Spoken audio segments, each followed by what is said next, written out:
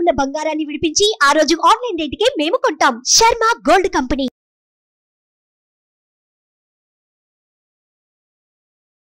నమస్తే, welcome to Suman TV. నేను మీ యామ్ని. ప్రస్తుతం మనతో ఉన్నారు ప్రముఖ ఆధ్యాత్మికవేత్త సన్నిధానం లక్ష్మీ విశ్వనాథ్ గారు ఉన్నారు. అమ్మతో మనం మాట్లాడదాం. నమస్తే అమ్మ. నమస్తే తల్లి. అమ్మ, ఇప్పుడు శ్రీచక్రం అనేది ఇంట్లో మనం పెట్టుకొని పూజ చేసుకుంటూ ఉంటాం కదమ్మా. ఇప్పుడు అందరూ పెట్టుకొని పూజ చేసుకోవచ్చా? కొంతమంది నిత్యం కుంకుమ పూజ చేయాలి అంటూ ఉంటారు. అసలు ఏ విధంగా చేయాలమ్మా ఉంటే శ్రీచక్రం మన ఇంట్లో? శ్రీచక్రం వేరు, శ్రీ యంత్రం వేరు, మేరువు వేరు. మేరువు అనేటటువంటిది ఇట్లా 9 ఆవరణలతో ఉంటుంది. మనకు సాధారణంగా దేవాలయాల్లో ఉంటుంది, లేకపోతే శ్రీ విద్యా ఉపాసకులు ఎవరైతే ఉంటుందో వాళ్ళ దగ్గరే ఉంటుంది. అయితే ఇప్పుడు కొంతమందికి ఇళ్లలో ఇస్తున్నారు.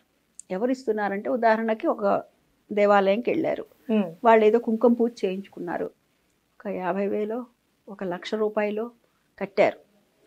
ఏదో ఉంటుంది కదమ్మా, సంవత్సర చందా 2 ఏళ్ళ సంవత్సరం ఏదో ఉంటుంది కదా, అలా కట్టారు. వారు కట్టితే వారికి అది ఇచ్చారు. ఇస్తే మరి తెచ్చుకుంటున్నారు, ఇంట్లో పెట్టుకుంటున్నారు. మరి ఎలా పెట్టుకోవచ్చా? ఈ మేరువు అనేటటువంటిది నవావరణార్చన అండి. దీంట్లో ఉన్నటువంటి 96 కోణాలు ఉంటాయమ్మా. ఈ 96 కోణాలకి 96 దేవతల పేర్లు ఉంటాయి. అది మనకు ఎక్కడ కనబడుతుంది అంటే ఖడ్గమాలలో కనబడుతుంది. ఖడ్గమాలలో 96 నామాలు ఉంటాయి. ఈ 96 కోణాలు ఉంటాయి. అంటే ఒక్కొక్క నామం ఒక్కొక్క పేరు ఇక్కడ ఉంటుంది, ఒక్కొక్క అమ్మవారు ఇక్కడ ఉంటుంది. ఆ బిందు స్థానం ఏదైతే ఉందో అక్కడ ఉంటుంది అమ్మవారు.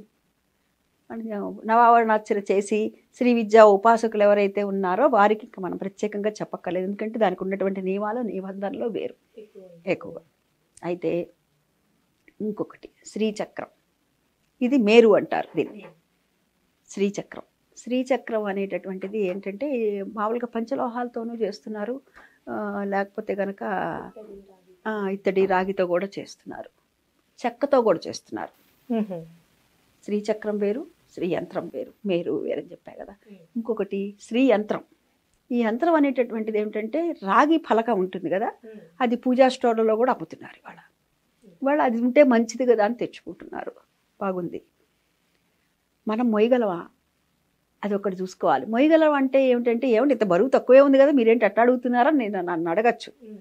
అక్కడ ఈ బరువు కాదు మనం చూడవలసింది, ఆ తల్లి యొక్క శక్తి ఎంత ఉంది, ఆ శక్తికి ఉన్నటువంటి దాన్ని మనం మోయగలమా? పూర్వపు వాళ్ళు చేసేవారు కదండి. అంటే ఇక్కడ ముఖ్యంగా చేయవలసింది ఏమిటంటే నియమనిష్టలు పాటించాలి. యంత్రం, తంత్రం, మంత్రం అంటారు. ఎక్కడైతే యంత్రం ఉంటుందో అక్కడ మంత్రం చేయాలి. మంత్రం అయిన తర్వాత తంత్రం అంటే ఇదే తాంత్రికమైందని కాదు అర్థం. అక్కడ చేసేటటువంటి తంతు ఏదైతే ఉందో అది సక్రమంగా ఉండాలి. మంత్రంతో ఇప్పుడు యంత్రం పెట్టుకోగా సరిపోదు, దానికి సరిపడ మంత్రం పెట్టాలి. మంత్రం అంటే తర్వాత తంతు చేయొద్దు. తంతు అంటే ఏమిటి? పూజాధికాలు చేయటము. అదేవిధంగా నైవేద్యం, ధూపదీప నైవేద్యాలు పెట్టాలి. మరి ఇవాళ కాలమాన పరిస్థితులను బట్టి అందరూ చాలామంది బహిష్టు వచ్చినప్పుడు కలుపుకుంటున్నారు. అలాంటప్పుడు 4 రోజుల పాటు అక్కడ భోజనం ఏమున్నదిగా, అమ్మవారిని పిలిచాము, తెచ్చుకున్నాము, ఆర్భాటంగా తెచ్చుకున్నాము, పెట్టాము. అదే నేను అనేది ఏంటంటే, మనం చేయగలము నిష్టగా అంటే పెట్టుకోవచ్చు. అయితే చిత్రపటమైనా పెట్టుకోవచ్చమ్మా, అక్కడ కాదు అమ్మ, అక్కడైనా అమ్మవారే కదా, చిత్రపటంలో కూడా అమ్మవారే కదా. అంతదాకా కాదు. ఇంకొకటి చూడు, మనం గ్రామ దేవతల్ని కూడా పూజిస్తున్నాం, అమ్మవారనేగా. అవునా? అమ్మ అన్న, తల్లి అన్న, ఏ మాత అంటేనే పలుకుతుందా అని కాదు. అక్కడ అమ్మ అన్నా పలుకుతుంది, తల్లి అన్నా పలుకుతుంది. మనం చేసే శక్తి ఎంతవరకు ఉన్నది చూసుకొని తెచ్చుకోవాలి. అది మేరు అంటే ఈ 96 కోణాలతో ఉన్నటువంటి ఈ 96 నామాలు ఖడ్గమాలలో ఉన్నటువంటిది ఏదైతే ఉందో నవావరణార్చన చేసేది, ఇది మేరువు. శ్రీ యంత్రం అంటే ఆ యంత్రం ఇది, శ్రీచక్రం అంటే ఈ చక్రం ఇది. ఇంకోటి కూడా అన్నారు కదమ్మా, అది ఏంటిదమ్మా? చక్రం ఒకటి చెప్పారు కదా. అదేనమ్మా శ్రీచక్రం అంటే ఇదిమ్మా. శ్రీచక్రం అంటే మామూలు యంత్రం అంటే బయట అమ్ముతున్నారు కదా పూజా స్టోర్లలో రాగి వాటి మీద, అది యంత్రము. శ్రీచక్రం అంటే ఏంటంటే వాట్ల చక్రాన్ని మనకి చెక్క వాట్లతోనూ ఇత్తడి వాట్లతోనూ పంచలోహాలతోనూ చేసి అమ్ముతున్నారు. అక్కడ కూడా మనం ఆవాహన చేసే చేయాలమ్మా, అక్కడ కూడా ఆవాహన చేసే చేయాలి. అది ఎప్పుడైనా సరే ప్రత్యేకమైనటువంటిదే తల్లి. ఇప్పుడు పూర్వపు వాళ్ళు చేసేవాళ్ళు కదండి అని అంటే, వాళ్ళు చేసినటువంటిది వాళ్ళ నియమనిష్టలుగా అన్నీ చేసేవారు. కానీ ఇప్పుడు మన కాలమాన పరిస్థితులను బట్టి ఎంతవరకు మనం భరించగలము. ఇప్పుడు నాకు ఒక 70 కిలోల అదే 80 కిలోలదే ఏదైనా నాకు ఇచ్చావు, నాకు అంత లేదు, నేను 40 మొయ్యగలను, 50 వరకు నేను తీసుకున్నాను అనుకో, తీసుకుంటే నేనేం చేస్తాను, నా గమ్యస్థానాన్ని నేను చేరతా. 50 తీసుకుని, ఎందుకంటే నేను మోయగలను కదా, అందుకని తీసుకున్నా. అదే నువ్వు ఇచ్చావని నేను మొహమాటంతో తీసుకున్నాను అనుకో, నేనేం చేస్తాను, మొయ్యలేక మధ్యలోనే పెడతా. ఏమవుతుంది, మధ్యలో పెట్టడం వల్ల నేను మొయ్యగలిగిన 50 కూడా మధ్యలో పెట్టాల్సి వచ్చింది. అంతే కదా, అంటే నేను చేయవలసిన దానికి కూడా నాకు ఏదో అడ్డంక పడుతుంది. అంటే మనం నియమనిష్టలుగా ఉండి ముట్టు మైల అంటూ ఇవి కలపకుండా ఉంటే గనక నిత్యము ధూపదీప నైవేద్యాలు జరుగుతాయి అనుకుంటే, నిత్యము అభిషేకాది కార్యక్రమాలు జరుగుతాయి అనుకుంటే, నిత్యము మహానివేదన జరుగుతుంది అనుకుంటే నిరాక్షేపణగా పెట్టుకోవచ్చు. అన్నిటికంటే ఏమిటంటే ఇంకా మాకు పెట్టుకోవాలని మనసులో బాగా కోరికగా ఉందంటే గనక ఈ మేరువు గురించి కానీ ఈ శ్రీచక్రం గురించి కానీ పక్కన పెట్టేసేసి మీరు ఏం చేస్తారంటే, ఆ యంత్రం రాగిది ఉంటుంది కదా, అది కూడా వద్దనే చెప్తాను. అసలు కాదు మాకు పెట్టుకోవాలని మనసులో బాగా ఉందండి అంటే కనుక అదొక్కటి పెట్టుకోండి అంతే. దానికి కూడా నియమాలు పాటిస్తూనే ఇదే విధంగా.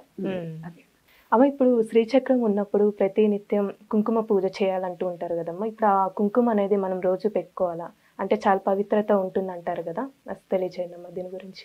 అవునమ్మా, దానికి కుంకుమ పూజ అనేటటువంటిది చేయటం ఒకటే కాదు, నవావరణార్చన ఉంటుంది. 9 ఆవరణలతో ఉంటుంది కదా అమ్మవారు, అందుకని చెప్పి నవావరణార్చన చేయటం కూడా ఉంటుంది. నవావరణార్చన రోజు చేయాలంటే నవావరణార్చన రోజు అక్కర్లేదు, కానీ అమ్మవారికి కుంకుమ పూజ మటుకు రోజు చేయాలి.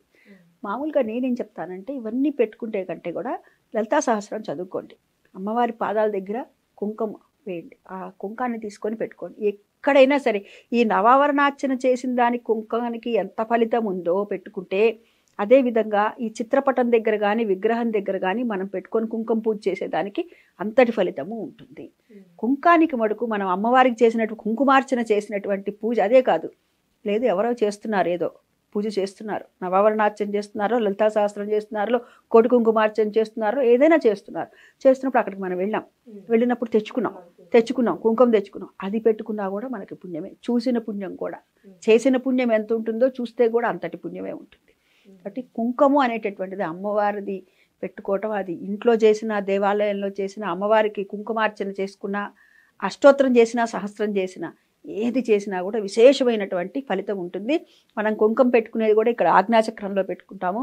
అంటే మనకి షట్చక్రాల్లో కూడాను ఆజ్ఞాచక్రం మీద పెట్టుకుంటాం కాబట్టి మనకు అంతా కూడా కమాండ్లో ఉంటుంది. ఏది, మన మైండ్, మనం ఏది చెప్తామో మన బుద్ధి అది వింటుంది. అందుకని ఆజ్ఞాచక్రంలో బొట్టు పెట్టుకోండర్రా అని చెప్తూ ఉంటారు. చాలా చక్కగా తెలియజేస్తారమ్మా, ధన్యవాదాలు.